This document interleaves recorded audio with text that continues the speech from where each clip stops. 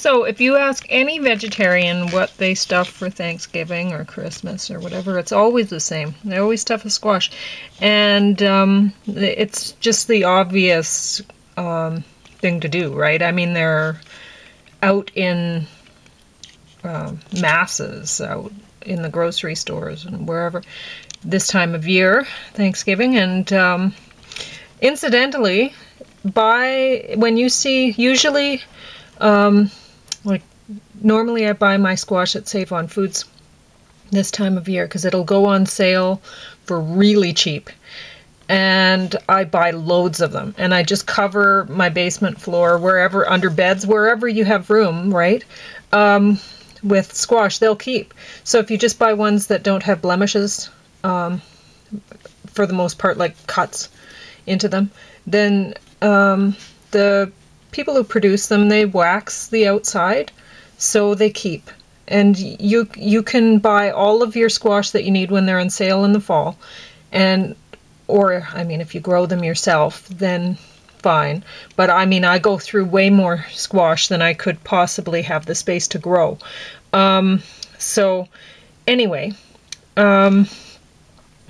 you can store them at home and they'll keep until spring easily. Sometimes, I mean, you can expect some of them are going to start to go February or something like that. But anyway, they keep. So just buy as many as you think you might need, or keep track of it this year. Keep track of how many squash you use, and then come fall, buy that many. Whatever. I go through a lot. This is a normal center of my meal as a squash in the winter. So anyway, so I'm stuffing a squash for Thanksgiving, and as normal, and I picked out one with a very pretty handle on it. So stem, not handle. Don't pick up your squash by that. James will do that, and it's not a good idea. It might break off, and that's just sad. It'll mean your squash won't keep, and besides, it doesn't look as pretty. So anyway, stuffed squash with whatever stuffing recipe you find. You can make your own bread for the stuffing with multi-grain bread, or just the best bread that you can possibly find, right?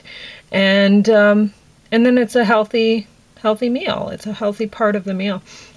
Now, you have to wrap at least the stem, because it'll burn, right, in foil, or you can stick a heat-proof like mug or something on top of it if you don't have any foil.